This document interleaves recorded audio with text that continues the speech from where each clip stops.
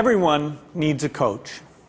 It doesn't matter whether you're a basketball player, a tennis player, a gymnast, or a bridge player. My bridge coach, Sharon Osberg, says there are more pictures of the back of her head than anyone else's in the world. Sorry, Sharon. Here you go. We all need people who will give us feedback. That's how we improve. Unfortunately, there's one group of people who get almost no systematic feedback to help them do their jobs better. And these people have one of the most important jobs in the world. I'm talking about teachers. When Melinda and I learned how little useful feedback most teachers get, we were blown away. Until recently, over 98% of teachers just got one word of feedback: satisfactory. If all my bridge coach ever told me was that I was satisfactory, I would have no hope of ever getting better. How would I know who is the best? How would I know what I was doing differently? Today, districts are revamping the way they evaluate teachers, but we still give them almost no feedback that actually helps them improve their practice. Our teachers deserve better. The system we have today isn't fair to them. It's not fair to students, and it's putting America's global leadership at risk. So today I want to talk about how we can help all teachers get the tools for improvement they want and deserve. Let's start by asking, who's doing well?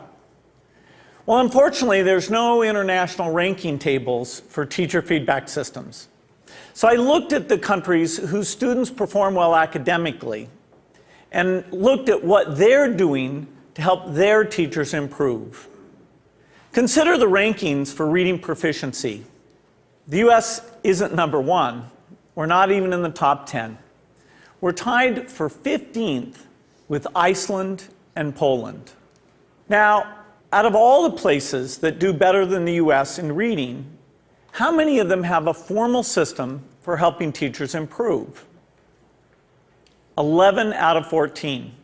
The US is tied for 15th in reading, but we're 23rd in science and 31st in math. So there's really only one area where we're near the top, and that's in failing to give our teachers the help they need to develop their skills. Let's look at the best academic performer, the province of Shanghai, China. Now, they rank number one across the board in reading, math, and science. And one of the keys to Shanghai's incredible success is the way they help teachers keep improving. They make sure that younger teachers get a chance to watch master teachers at work. They have weekly study groups where teachers get together and talk about what's working. They even require each teacher to observe and give feedback to their colleagues. You might ask, why is a system like this so important? It's because there's so much variation in the teaching profession. Some teachers are far more effective than others. In fact, there are teachers throughout the country who are helping their students make extraordinary gains. If today's average teacher could become as good as those teachers, our students would be blowing away the rest of the world. So we need a system that helps all our teachers be as good as the best. What would that system look like?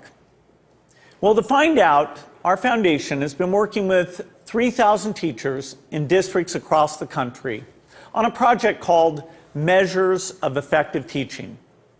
We had observers watch videos of teachers in the classroom and rate how they did on a range of practices. For example, did they ask their students challenging questions? Did they find multiple ways to explain an idea? We also had students fill out surveys with questions like, does your teacher know when the class understands a lesson? Do you learn to correct your mistakes? And what we found is very exciting. First, the teachers who did well on these observations had far better student outcomes. So it tells us we're asking the right questions. And second, teachers in the program told us that these videos and these surveys from the students were very helpful diagnostic tools because they pointed to specific places where they can improve. I want to show you what this video component of MET looks like in action. Good morning, everybody. Let's talk about what's going on today. To get started, doing a peer review day, okay, a peer review day. And our goal by the end of class is for you to be able to determine whether or not you have moves to prove in your essays. My name is Sarah Brown-Westling. I am a high school English teacher at Johnston High School in Johnston, Iowa. Turn to somebody next to you. Tell them what you think I mean when I talk about moves to prove. I think that there is a difference for teachers between the abstract of how we see our practice and then the concrete reality of it. Okay, so I would like you to please bring up your papers. I think what video offers for us is a certain degree of reality. You can't really dispute what you see on the video. And there is a lot to be learned from that. And there's a lot of ways that we can grow as a profession when we actually get to see this. I just have a flip camera and a little tripod and invested in a tiny little wide angle lens. At the beginning of class, I just perch it in the back of the classroom. It's not a perfect shot. It doesn't catch every little thing that's going on, but I can hear the sound, I can see a lot, and I'm able to learn a lot from it. So it really has been a simple but powerful tool in my own reflection. All right, let's take a look at the long one first, okay? Once I'm finished taping, then I put it in my computer and then I'll scan it and, take a peek at it. If I don't write things down, I don't remember them. So having the notes is part of my thinking process, and I discover what I'm seeing as I'm writing. I really have used it for my own personal growth and my own personal reflection on teaching strategy and methodology and classroom management and just all of those different facets of the classroom. I'm glad that we've actually done the process before so we can kind of compare what works, what doesn't. So I think that video exposes so much of what's intrinsic to us as teachers in ways that help us learn and help us understand, and then help our broader communities understand what this complex work is really all about. I think it is a way to exemplify and illustrate things that we cannot convey in a lesson plan, things you cannot convey in a standard, things that you cannot even sometimes convey in a book of pedagogy. All righty, everybody, have a great weekend. I'll see you later.